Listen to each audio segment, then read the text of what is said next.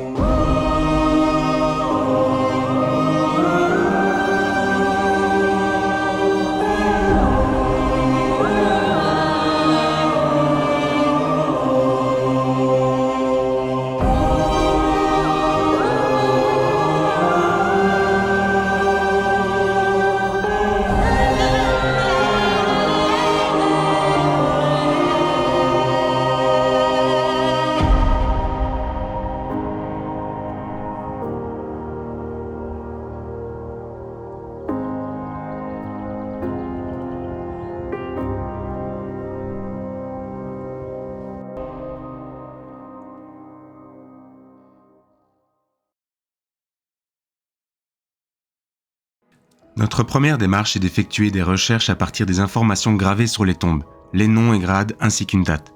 Rapidement, en croisant nos sources comme les archives gouvernementales britanniques, nous trouvons la même information.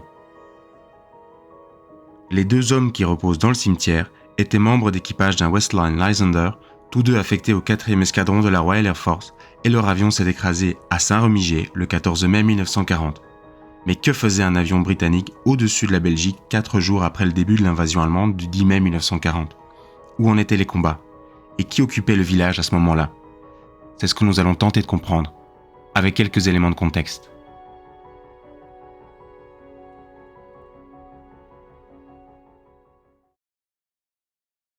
Le 1er septembre 1939, l'Allemagne envahit la Pologne. La France et l'Angleterre respectent leurs engagements et déclarent la guerre à l'Allemagne. L'Angleterre envoie rapidement un petit corps expéditionnaire en France. Cependant, les 2 pays gardent une posture défensive. Le plan est de profiter de la ligne Maginot fortifiée au nord-est de la France, poster des défenses légères en face des Ardennes où l'on n'attend pas d'attaque étant donné la nature compliquée du terrain, tout en préparant un déploiement en Belgique. La projection du corps expéditionnaire anglais et des armées françaises en Belgique permettrait à la fois de protéger le tissu industriel du nord de la France, de raccourcir la ligne de front et de faire la jonction avec les divisions belges et néerlandaises. C'est le plan Deal-Breda. Cependant, la Belgique a déclaré sa neutralité, tout comme les Pays-Bas et le Grand-Duché de Luxembourg. Dès lors, il va falloir attendre que l'Allemagne nazie fasse le premier pas et attaque pour pouvoir y prendre position. C'est ce qui se produit le 10 mai 1940, après 8 mois de ce qu'on appellera la drôle de guerre. Les forces armées allemandes pénètrent sur le territoire néerlandais, belge et luxembourgeois dès le matin du 10 mai. L'avance est fulgurante. Les troupes britanniques et françaises se mettent en route pour gagner leur position dès qu'elles ont vent de l'attaque. La 7e armée française doit prendre position sur une ligne qui s'étend de Breda, aux Pays-Bas, jusqu'Anvers. L'armée belge doit se positionner d'Anvers à Louvain. Les Anglais de Louvain à Wavre, la 1re armée française de Wavre à Namur et la 9e armée de Namur jusqu'au territoire français le long de la Meuse. Les 2e et 3e divisions légères motorisées de la 1re armée française se portent en avant de la ligne de défense prévue afin d'entrer en contact avec les Allemands et les ralentir. Cette manœuvre doit permettre au gros de la 1re armée de prendre position. Les 12 et 13 mai s'engage une violente bataille de chars à l'ouest de la ville d'Anu. Cette bataille est reconnue comme étant la première bataille de chars de la Seconde Guerre mondiale. Les Français freinent les Allemands et leur infligent de lourdes pertes, mais finissent par céder du terrain. Saint-Remigé se situe à quelques kilomètres de ce champ de bataille. Les Allemands poussent vigoureusement sur tout le front belge et néerlandais, mais il s'agit d'une feinte.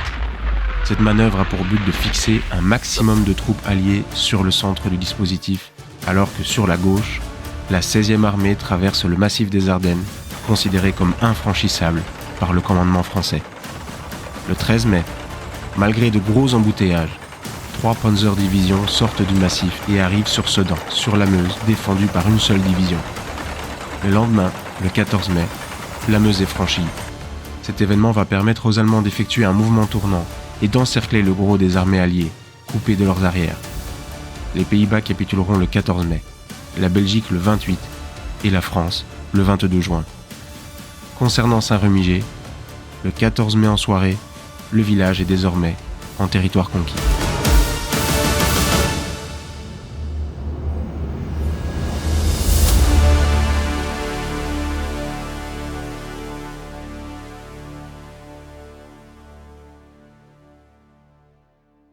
Revenons à Clark et Rodulson. Ils étaient donc affectés au 4e escadron de la Royal Air Force. Cette unité faisait partie du corps expéditionnaire britannique envoyé en France suite à la déclaration de guerre conjointe faite à l'Allemagne après son invasion de la Pologne en septembre 1939. La RAF avait envoyé une composante aérienne avec les troupes au sol afin de parer à une attaque allemande. Cette unité était équipée du Westland Lysander. Le Westland Lysander est un avion un peu particulier, ni chasseur, ni bombardier.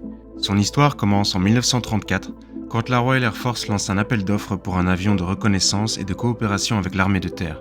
Westland Aircraft y répond en concevant un appareil robuste, stable à basse vitesse, capable de décoller et d'atterrir sur des pistes de fortune. Le premier vol du prototype a lieu le 15 juin 1936 et dès 1938, le Lysander entre en service. À l'aube de la Seconde Guerre mondiale, il devient l'œil avancé de la Royal Air Force, chargé de surveiller les mouvements des troupes ennemies et de transmettre des renseignements vitaux aux forces alliées. En 1940, c'est la version Mk2 qui est au service dans la RAF. Doté d'un moteur Bristol Perseus 12, il atteint une vitesse de 335 km/h pour une autonomie de près de 960 km et peut opérer jusqu'à 6500 mètres d'altitude. Son armement, bien que modeste, lui permet de se défendre. 2 mitrailleuses Browning de 7,7 mm sont logées dans le carénage de ses roues, tandis qu'une mitrailleuse mobile est installée à l'arrière du cockpit. Il peut également emporter 8 bombes de 9 kg sous un aileron fixé au train d'atterrissage. Contrairement à ce que nous montre ce document publicitaire de Westland Aircraft Limited, le Lysander ne fait pas le poids face à ses adversaires, puisque sur les 146 appareils envoyés en France, 50 seront détruits et 58 membres d'équipage trouveront la mort à son bord lors de la bataille de France. Face à l'écrasante domination aérienne de la Luftwaffe, il devient trop vulnérable pour la reconnaissance diurne. Mais ses capacités exceptionnelles à basse vitesse et son train d'atterrissage conçu pour absorber les chocs lui ouvrent une nouvelle mission qui va le rendre populaire, voire célèbre, celle des opérations clandestines. Il devient alors l'outil privilégié du Special Operation Executive, SOE, une organisation secrète créée en juillet 1940 sous l'impulsion de Winston Churchill. Le SOE est chargé de soutenir la résistance en territoire occupé, de saboter les infrastructures ennemies, de collecter des renseignements et d'entraîner des agents à l'art de la guérilla. Pour cela, il doit envoyer des hommes et du matériel au cœur du territoire occupé. De nuit, le Lysander se pose sur des pistes de fortune, guidé seulement par quelques lampes de poche tenues par des résistants.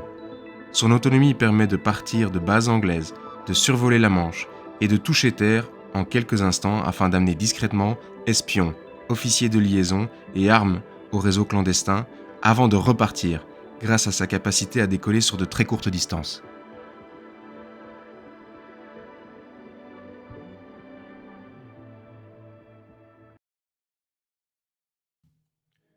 Évidemment, un de nos objectifs lors de cette enquête est de parvenir à mettre la main sur une photo de l'avion que Clark pilotait le 14 mai. Nous avons un premier moyen pour tenter de l'identifier, c'est d'utiliser le numéro de série de l'appareil. Le numéro de série, nous le trouvons dans les rapports d'archives britanniques, c'est le L4742. Le problème, c'est que ces numéros de série sont peints sous les ailes des Lysander avant la guerre. Parce qu'une fois que la guerre commence, on va effacer ces grands numéros de série peints sous les ailes et on va les remplacer par des numéros de série plus discrets au niveau de la queue. Du coup, pour les photos d'avant-guerre, il faut espérer trouver une photo dont l'angle de prise de vue permet de lire sous l'aile. La deuxième chose qui nous permet d'identifier l'avion, c'est le code d'identification.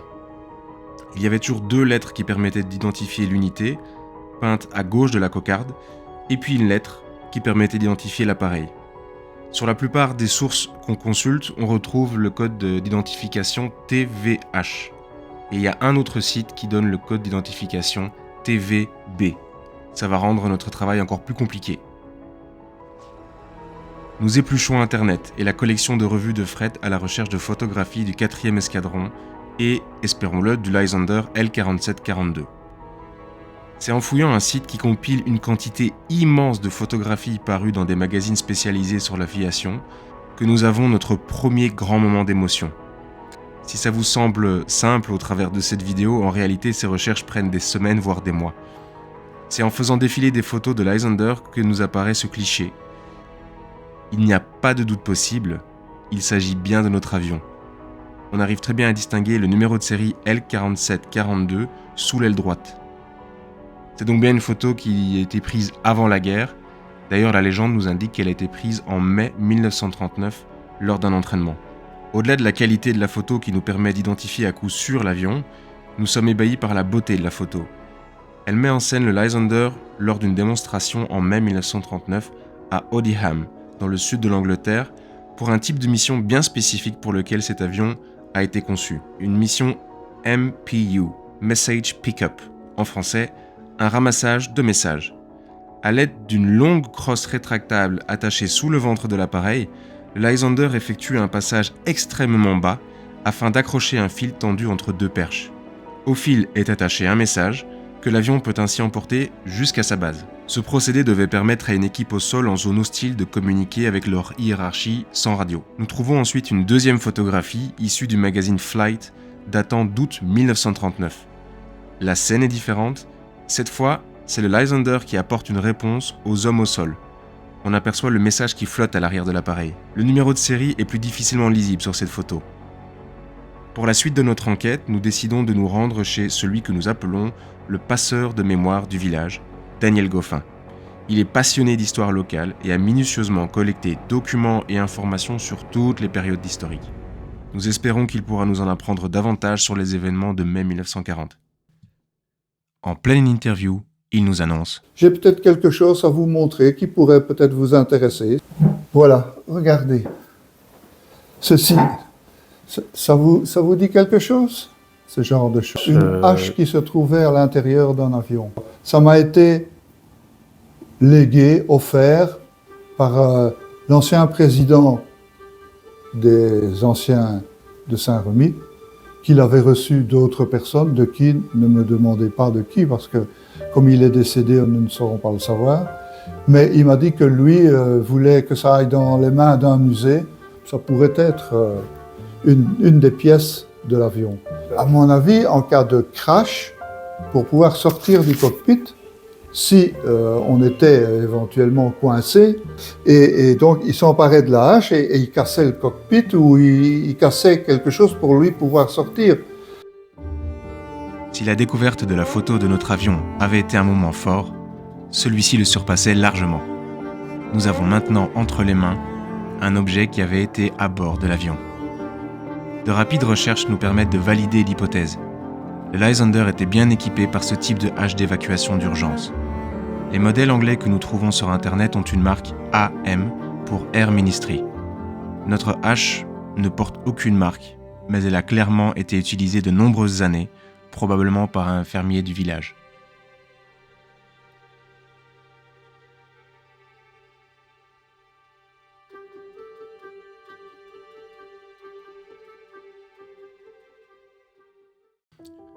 À présent, il est temps pour nous d'enquêter sur les 2 hommes qui étaient à bord de cet avion. Trouver des photos, contacter les familles, humaniser cette histoire. De son côté, Fred cherche sur les réseaux sociaux, alors que moi j'arpente Internet des soirées entières. La pierre tombale, qui est notre point de départ, indique que Clark est décédé à l'âge de 25 ans. Il est donc né en 1915. L'inscription « Lovingly remembered by his wife, mother, sister and brothers » indique qu'il laissait beaucoup de monde derrière lui. Après plusieurs recherches, je trouve son nom entier, Terence Cecil Clark. Je trouve également le nom de ses parents, Albert John et Margaret Clark, ainsi que le nom de son épouse, Margaret Jane Clark, née Masson. Je finis par retrouver le nom de Terence Cecil Clark dans un document d'archives, le journal London Gazette du 9 mai 1939.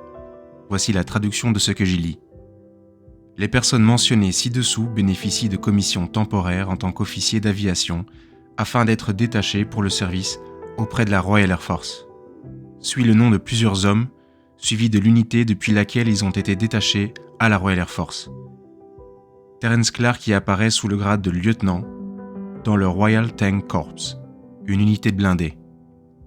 Cela signifie donc que Clark était officier dans les blindés et qu'il a bénéficié, probablement à sa demande, d'un détachement dans la Royal Air Force.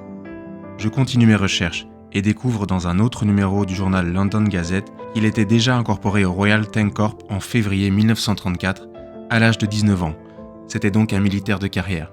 Concernant W.S. Rodulson, nous trouvons assez facilement des informations sur lui, mais pas grand-chose. Son nom complet est William Smith Rodulson. Il est né le 13 août 1922 à Blackburn, au Royaume-Uni, une ville située à moins de 50 km au nord-ouest de Manchester. Après un rapide calcul, je prends conscience que William est mort à l'âge de 17 ans. De son côté, Fred parvient miraculeusement à trouver un membre de sa famille via Facebook. Malheureusement, la famille ne parvient pas à retrouver une photographie de William. Néanmoins, notre contact, son petit-neveu, qui est justement membre de la Royal Air Force, parvient à récupérer le dossier de William. Nous y déchiffrons les différentes écoles et bases où il a suivi sa formation d'opérateur radio, membre d'équipage, observateur.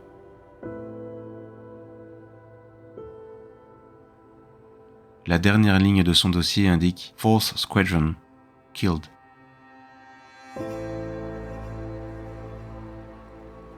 Sur la première page du dossier, nous déchiffrons la date de naissance. Nous sommes très étonnés car la date ne correspond pas. William est né le 13 août 1922, alors que le dossier indique 9 octobre 1921. Après échange avec la famille, nous pensons que William a menti sur son âge lors de son engagement. Ceci expliquerait son si jeune âge lors de son décès. C'était une pratique assez courante à l'époque, auprès de ceux qui voulaient faire leur part. Une autre chose qui attire notre attention est la mention « missing », suivie de « death presumed on 14 May 40 ». Cela signifie qu'au moment où cette partie du rapport est rédigée, le 4e escadron ne sait pas ce qu'il est advenu de l'équipage du L-4742. Une note postérieure vient mettre à jour le dossier « Killed in action ».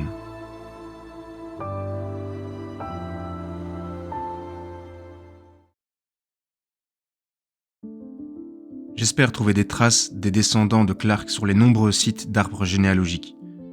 Je tourne les pages des résultats et je tombe sur un onglet. Je trouve pas mal d'informations sur lui, notamment sa ville de naissance. Il est né à Ballymoney en Irlande du Nord. Mais ce qui attire surtout mon attention, ce sont les photographies qui accompagnent toutes ces informations. Je découvre alors le visage de Terence Clark posant dans son uniforme impeccable du Royal Tank Corps. Il est jeune, probablement fraîchement nommé lieutenant. Une seconde photo le montre dans un moment plus intime. Il est assis dans un lit qui ressemble à un lit d'hôpital, il est plus âgé. C'est comme si soudain, cette histoire oubliée depuis 85 ans reprenait vie. Un visage sur un nom, une vie sur une mort. Je parviens à prendre contact avec le créateur de l'arbre généalogique dans lequel j'ai trouvé les photos. Il s'agit du petit cousin de Terence Clark. Il m'apprend plusieurs choses, comme par exemple que son papa, qui était donc le cousin de Terence, était très attaché à celui-ci et qu'il le considérait comme un grand frère. Il m'apprend également que Terence Clark était appelé en fait Terry dans sa famille. Je vais donc me permettre désormais d'appeler Terence Clark par son prénom, Terry.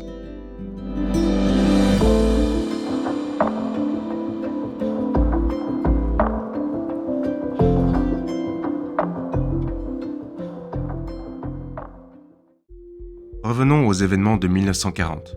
Terry et William arrivent avec le 4e escadron en France le 24 septembre 1939. L'escadron est alors basé à Péronne-Saint-Quentin, puis à l'aérodrome satellite de Monchy-Lagache, à une vingtaine de kilomètres à l'est d'Amiens. C'est justement la zone que ce même escadron avait couvert 20 ans auparavant lors de la Première Guerre mondiale. Rapidement, les pilotes effectuent les premières patrouilles entre la frontière belge et la ligne Maginot. La DCA belge tire quelques obus lorsque les pilotes s'approchent trop de la frontière. En effet, comme nous l'avons vu, la Belgique est un pays neutre à ce moment-là et interdit donc toute intrusion dans son espace aérien, aussi bien aux Allemands à l'est qu'aux Français ou aux Anglais à l'ouest. Un rapport des archives gouvernementales britanniques mentionne que Terence Clark s'était déjà blessé le 18 avril 1940 à Monchy-Lagache en France lors d'un accident à bord du Lysander L-4741. Il semblerait que Clark effectuait un vol d'entraînement de nuit ce soir-là. Lors de l'atterrissage, à 10 mètres du sol, son avion décrocha. Il avait probablement mal évalué l'altitude à laquelle il était et pensait toucher la piste. L'avion est donc tombé d'une dizaine de mètres. Clark est blessé, d'après le rapport des archives, mais pas gravement, puisqu'il reprendra le combat en mai 1940 lorsque les Allemands attaqueront. Lors de mes échanges avec le petit cousin de Terry, ce que je soupçonnais s'avère exact. La photographie où nous voyons Terry assis dans ce qui ressemble à un lit d'hôpital est une photographie prise en France, 4 semaines avant sa mort. Cela correspondrait à la date de son accident, en avril. Il est probablement en train de récupérer du crash et envoyer une photographie à sa famille pour la rassurer. Nous avons donc là très probablement la dernière photo de Terry vivant, quelques semaines avant sa dernière mission.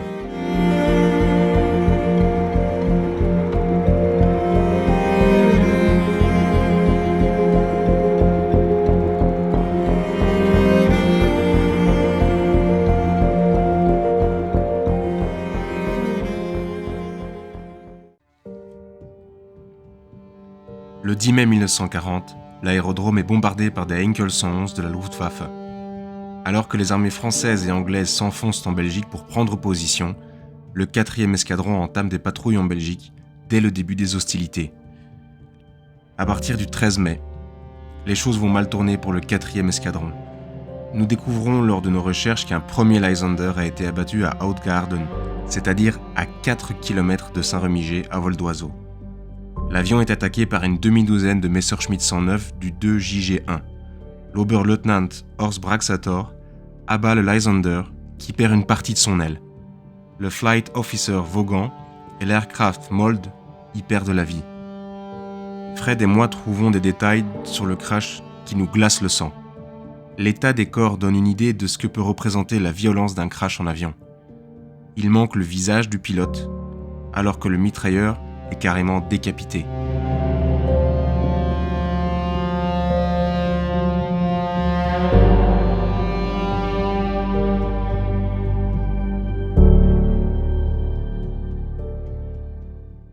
Le 14 mai, en fin d'après-midi, Terry et William reçoivent l'ordre de décoller pour une mission de reconnaissance afin d'évaluer l'avance de l'armée allemande en direction de Tirlemont.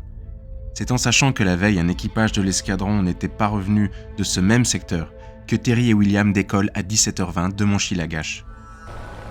À 130 km au nord-est de Saint-Remiger, lieu du futur affrontement, l'Oberleutnant Heinz Kupka décolle à bord de son Messerschmitt 109. Il décolle depuis Mönchengladbach, près de Düsseldorf, où est basée son unité, la 9e du JG3.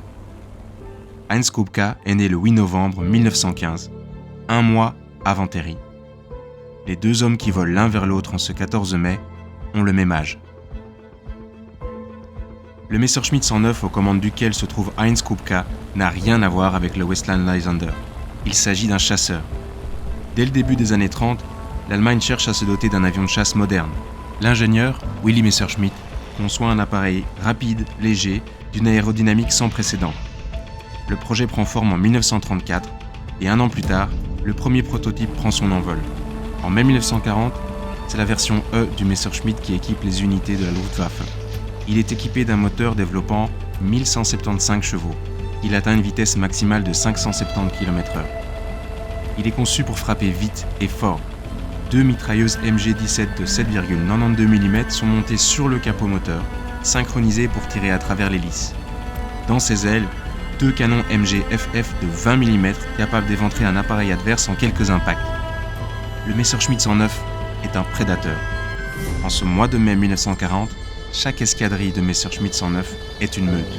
D'après les témoignages recueillis, un combat aérien se produit au-dessus du village de Saint-Remiger vers 18h20. Cela fait donc 1 heure que Terry et William sont en vol. Nous découvrons qu'Heinz Kupka était le Staffelkapitän, c'est-à-dire qu'il était le chef d'escadrille. C'est en menant ses hommes au combat qu'il a pris le Lysander en chasse et l'a abattu.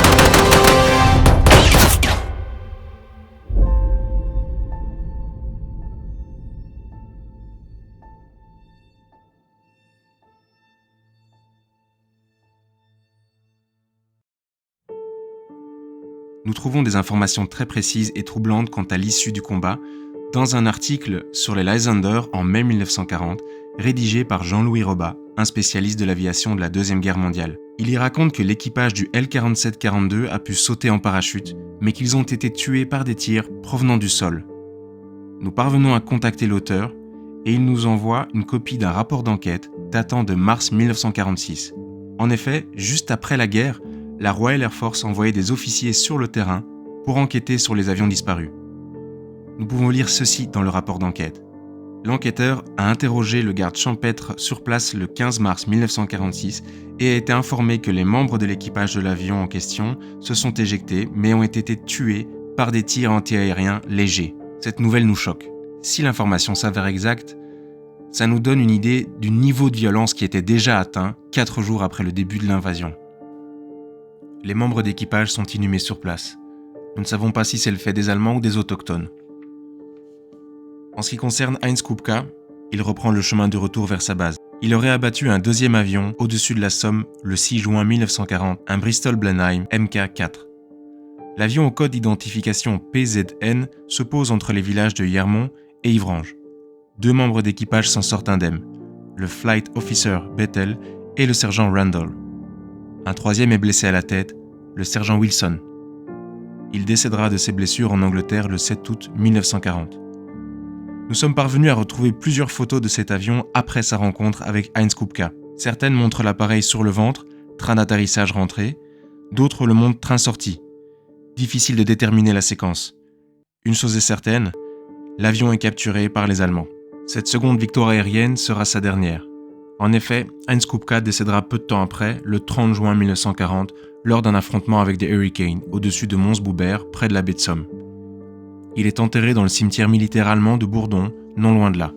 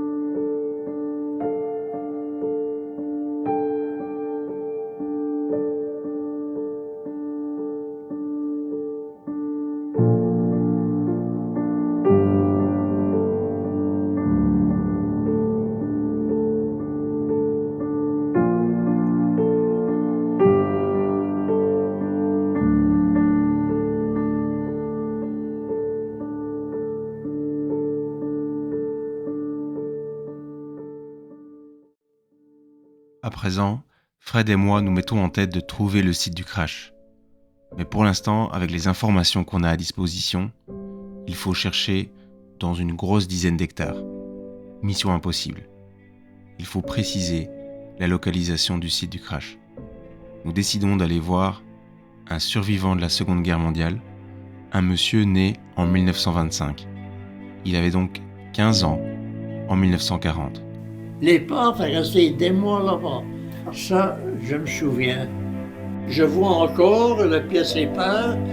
On était là, mais toujours en train de regarder Hein, c'est pas un frisé qui arrive dans le coin. J'étais plus loin, j'ai vu ce morceau en terre, et j'ai pu comme souvenir, et je suis revenu. Hein. Et je suis un jour rentré, et je vois papa avec une grande pelle qui va apporter l'avoine au cheval, là. Je dis, mais ça, on va s'entraîner derrière, c'était juste. Je l'ai recoupé, et j'ai fait une pelle, et c'est juste je ne sais plus combien mettait, 1 kilo et quelque chose d'avoine. C'était juste, enfin, quand tu rentrais, c'était la mesure pour le cheval. Et ça, c'était un morceau de l'aile de l'avion que vous avez ramené. Ou du l'empennage à l'air. Non seulement notre témoin a vu l'épave, mais il en a pris un morceau et l'a rapporté chez lui. Et nous l'a offert.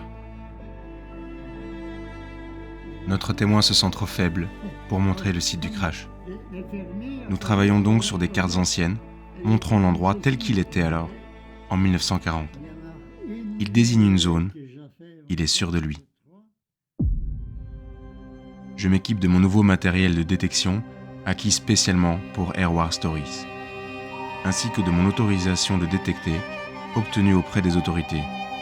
En effet, c'est une activité très cadrée, voire interdite dans certaines régions. Nous cherchons. Le détecteur bip par moment. Mais rien. Nous tentons notre chance dans un chemin creux proche, mais sommes déçus. Ça bip dans tous les sens, mais c'est une vieille décharge. Nous trouvons marmites et casseroles. Nous retournons sur le bord d'un champ sur lequel poussent déjà des cultures. Nous nous limitons au bord, quand soudain... Oula, ça fait un beau... Fred? Ouais. Non, ne me dis pas que. C'était un bingo, je crois. Arrête. Mais viens voir, fille, il y a vraiment les... Peur du truc? Ah oui, c'est vert olive comme... Ah. Bingo, Arnaud. Yes. Ah, putain. Ça, y a pas de doute. En effet, il n'y a pas de doute. En comparant les deux pièces, que ce soit le matériau, l'épaisseur, l'écart des rivets ou la couleur des restes de la peinture, il n'y a pas de doute. Nous avons retrouvé L4742.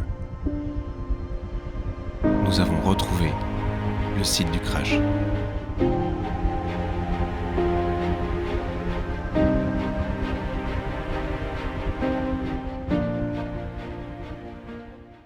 Ce n'est qu'au fil des années, et après avoir fait quelques recherches, qu'il est apparu que c'est des résistants qui ont retiré du sol les 2 squelettes des pilotes pour pouvoir les mettre dans un cercueil et les enterrer dans le cimetière de Saint-Remy. Et ça, c'est une histoire assez dingue. Pendant la guerre, sous Pendant la l'occupation, des résistants vont déterrer les pilotes, les membres d'équipage qui ont été enterrés sur le site du crash alors? C'était les résistants qui les ont déterrés, donc ils savaient bien où ils se trouvaient, où ils ont été aidés par les autochtones, et puis ils les ont mis dans des cercueils qui les ont ramenés dans le cimetière de Saint-Remy.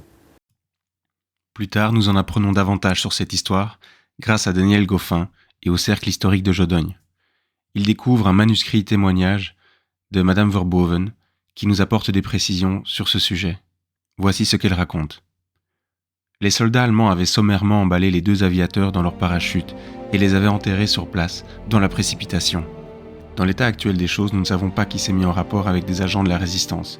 Mais toujours est-il qu'en septembre 1941, Madame Jeanne Guyot, accompagnée de 2 membres de la résistance, Jean Leclerc et Paul Rosier, ainsi que du prêtre Armand Delforge et de sa femme de chambre, Madame Bertha de Guise-Pilet, par une nuit glaciale et lugubre, inhumèrent les corps. Les cercueils étaient sommaires et il fallut en trouver un plus grand, car Terence Clark était un géant, à la carrure puissante. Il fallait faire vite pour que tout soit terminé avant le lever du jour. Suivant Madame Guyot, les cadavres pesaient lourd. Ils semblaient profondément endormis, miraculeusement conservés par la soie du parachute. Il fallut faire un effort important pour les ramener au cimetière. Voici les propos de Jeanne Guyot. 2 cercueils, l'un énorme, l'autre qui paraît tout menu dans le jour blafard qui se lève. 2 tombes béantes qui happent, en silence, les pesantes bières. Des pelletées de terre, innombrables, qui sourdement s'amoncellent sur ce double secret. 2 bouquets de fleurs qui voisinent et seront tout à l'heure les seuls témoins sur cette terre trop fraîchement remuée. Des photos sont prises. Quelle imprudence après tant de mystère et de précaution. Puis, à l'aube, le retour fantomatique dans l'ombre courte des routes et sentiers.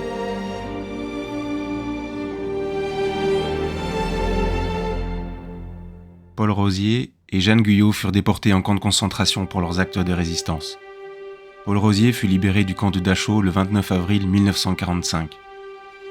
Jeanne Guyot n'en reviendra pas. Elle décède le 16 mars 1945 au camp de Ravensbrück.